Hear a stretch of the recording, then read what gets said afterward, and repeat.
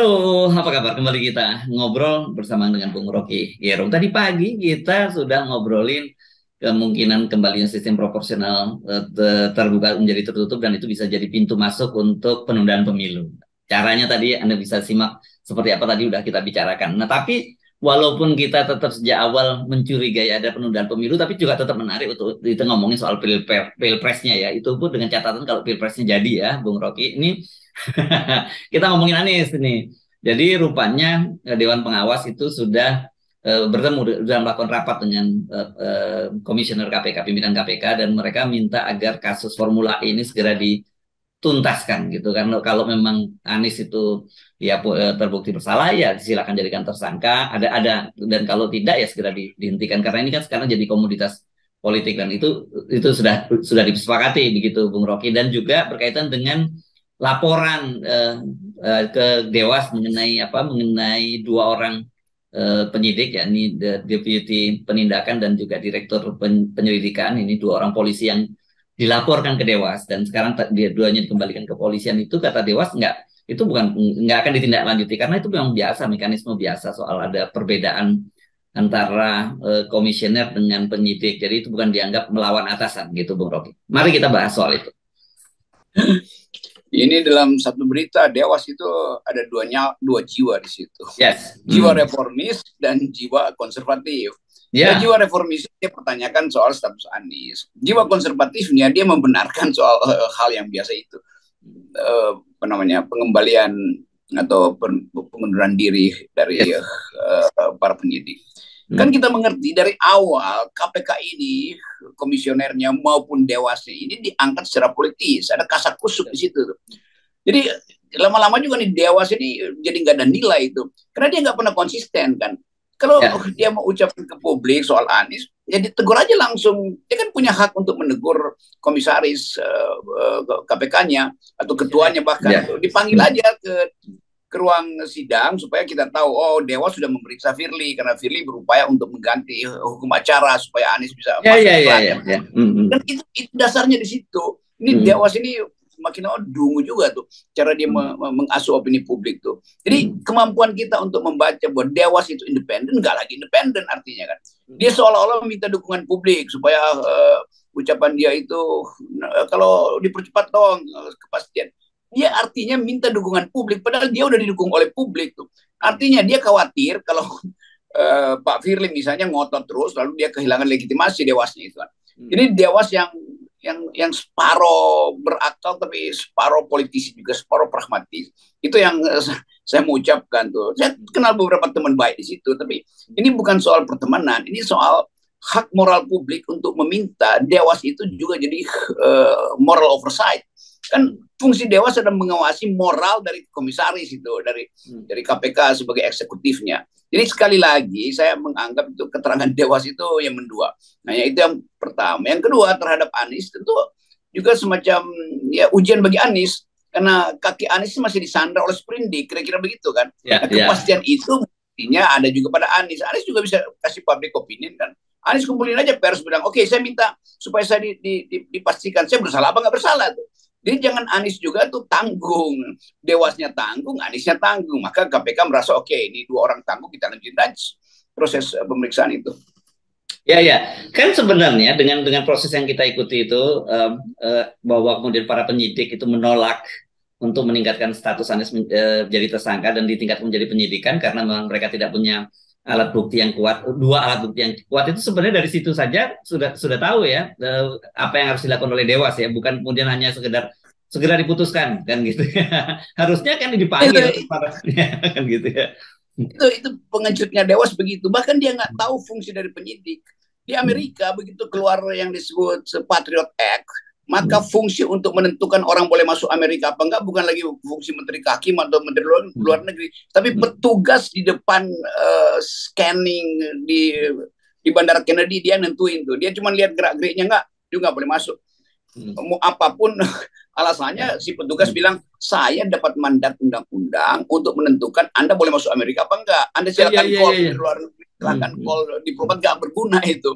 Jadi sebetulnya begitu fungsi dari penyidik juga begitu. Penyidik nggak mungkin tanya dulu siapa yang mau disidik. penyidik nggak mungkin meminta fatwa dari ketua ketua KPK, boleh nggak tuh nangkap Anies tuh. Jadi penyidik itu punya hak moral dan hak legal yang absolut. Dia nggak akan bekerja kalau cara dia berpikir itu menganggap ini bukan kasus, ini susah untuk disidik, jangan dipaksa.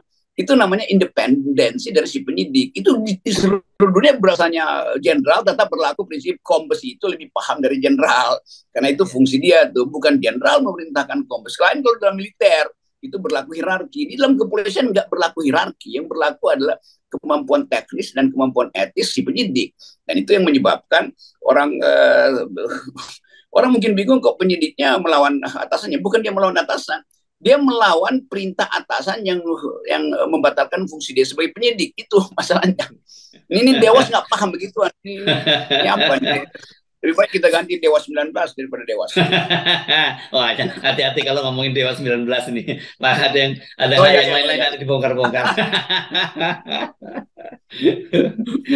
Oke, saya jadi senyum-senyum sendiri ketika Anda ngomong soal itu Patriot Act tadi, karena saya sendiri punya pengalaman gitu 2 kali gitu di bandara New York dan juga di Washington, dan ditahan berjam-jam, dan ketika saya tanya ada apa, nothing, just wait, kata mereka juga begitu. Jadi betul-betul sistemnya berlaku, value-nya bersih, orang nggak curiga tuh, walaupun orang kesilaan gue diusir, ya apa boleh buat, begitu prinsipnya. Walaupun kadang-kadang deteksinya keliru, tetapi fungsi itu memang dilekatkan pada frontman-nya, pada frontliner di dalam sistem imigrasi. Demikian juga dalam sistem penanganan korupsi di Indonesia, frontlinernya adalah para penyidik. Jadi jangan mereka disuruh-suruh lah tuh. Fungsinya.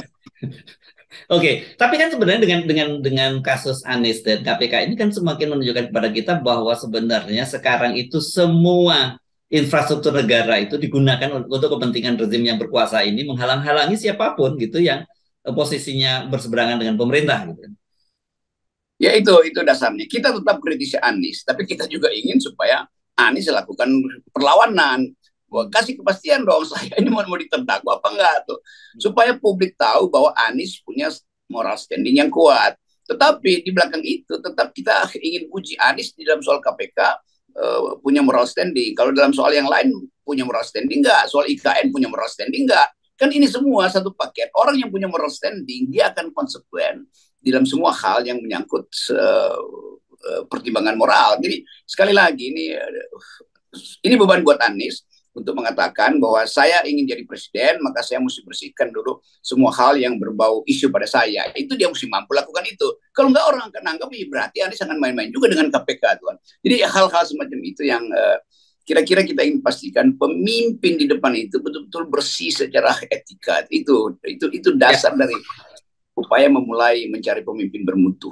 Ya, dan kalau kita kaitkan dengan obrolan kita dari pagi, kalau toh lolos ya dari KPK ini, dinyatakan akhirnya diputuskan ya, karena memang penyidik sampai sekarang tetap bersikeras tidak mau meningkatkan jadi penyidikan dan kemudian menjadi tersangka, bukan berarti Anies sudah lolos dan karena diusung 3 partai tadi, karena masih agak ada hambatan lagi kalau pemilunya ditunda, kan Anies nggak jadi lagi, sama dengan pengalaman dia ketika di Pilkada DKI yang ditunda juga tahun 2024. Ya kita bicara lepas dari soal tadi pagi ya, tapi kelihatannya juga ini semua bagian dari upaya untuk memastikan bahwa ini ditunda aja. Jadi kalau Anies diputar-putar, berarti juga nanti pendukung Anies akan minta hal yang sama pada Ganjar. Ada memang formula E, tapi ada yang lebih gede, yaitu formula EKTP gitu kan. Dan yang bagian-bagian itu juga publik ingatkan, dan jurnalis tahu bahwa ini tukar tambah aja, tukar tambah kasus segala macam. Tetapi kalau kita lihat dari segi makro politik atau makro ambisi istana, ini juga dipermainkan terus supaya ada alasan untuk membatalkan pemilu. Satu waktu mungkin dianggap bahwa ya begitu Anies mendaftar lalu dikeluarin sprindik, itu artinya batal karena nggak mungkin cuma ada satu calon. Nah, calon yang lain juga dibatalkan dengan cara yang sama. Ganjar mungkin juga dianggap batal, maka tinggal Prabowo calon presiden. Nah, nggak boleh juga karena cuma satu calon. Ya. Jadi sebenarnya dari semua kasus, mulai dari Anies Baswedan, kasus yang lain-lain dan sebagainya, ini sebenarnya muaranya cuma satu ya, bahwa bagaimana lagi-lagi ya, sorry to say, kita mesti ngomongnya balik lagi ke istana dan balik ke Pak Jokowi. Itu saya kadang-kadang frustrasi juga ngomongin ini. Ya kan itu kita bikin proyeksi aja, kan kita bisa bikin analisis. Oke, semua kandidat udah sepakat 20%, partai pendukung udah selesai, KPU udah verifikasi macam-macam itu. Lalu ada 3 kandidat muncul. 1 Prabowo, 2 Anies Baswedan, 3 Ganjar. Tiba-tiba ada permainan politik kecil yang menyebabkan Ganjar mesti ditangkap KPK dengan alasan tersangka EKTP. Tiba-tiba Anies juga ditangkap KPK dengan alasan Formula E. Maka tinggal Pak Prabowo. Artinya tidak boleh pemilu karena nggak mungkin pemilu 1 orang aja kan. Jadi semua desain buruk terpaksa mesti kita bayangkan karena kita berhadapan dengan taktik buruk istana. Ya, tapi kalau kita teruskan, oke, tadi tidak ada 3 calon, gitu tadi ya. Ada 3 calon, Pak Prabowo, Anies, dan Ganjar. Tiba-tiba kemudian pemilu ditunda. Nggak jadi juga 3-tiganya. Profil sama aja juga. Pasti nggak jadi. Jadi semua hal mesti kita hitung secara transparan. Karena apa? Karena tadi pagi kita bicara ambisi Pak Jokowi sepertinya tak terhentikan. Beliau menginginkan tambahan kekuasaan pada dia dengan alasan yang tidak disebutkan bahwa konsolidasi dinastinya atau konsolidasi rejimnya belum dapat kesepakatan bahwa dia nanti tidak akan dipersoalkan di ujung masa jabatan. Yang kedua, kepastian dengan Ibu Mega juga betul-betul mendebarkan Pak Jokowi. Karena bagaimanapun Ibu Mega itu mengendalikan 19 atau 20% suara. Jadi sekali lagi ini permainan kotor di antara mereka yang tidak ingin Indonesia itu diuji di dalam pemilu yang bersih. Yes, jadi jangan terlalu optimis dulu ya. Kalau toh sekarang katakanlah Anies sudah lolos dengan dari 20% dan kemudian nanti lolos juga katakanlah dari KPK, masih akan ada hambatan-hambatan lain yang membuat dia tidak mungkin untuk maju pada Pilpres 2024. Itu karena itu kita di FNN selalu membayangkan skenario lain. Yes. Bahwa perubahan politik tidak berlangsung dalam sistem elektoral, tapi di luar sistem elektoral. Nah itu tantangan buat Anies, Pak Prabowo juga. Kalau terjadi penundaan pemilu, mau nggak memimpin perubahan di luar sistem elektoral? Itu pertanyaan etisnya. Ya, dan bagaimana dengan partai-partai oposisi gitu? Apakah mereka juga bagian dari tadi itu bahwa ketika dapat iming-iming diperpanjang masa jabatannya juga di DPR dan sampai di DPRD, mereka juga bisa dengan senang hati menerima itu? Ya itu tantangan etis juga karena ini partai-partai tua ini kan akan diketawain oleh anak muda. Wah, kalian ternyata cuma bisa disogok tuh. Lalu dicatat dalam sejarah ada partai-partai yang membatalkan pemilu karena sekedar disogok, dan uang itu kan uang rakyat juga. Ya, tapi yang saya ngerikan yang disogok bukan hanya mereka, yang disogok juga kalau di kelas bawah dengan BLT dan sebagainya. Nanti tinggal kita sendiri yang teriak sendirian, Bung Rocky.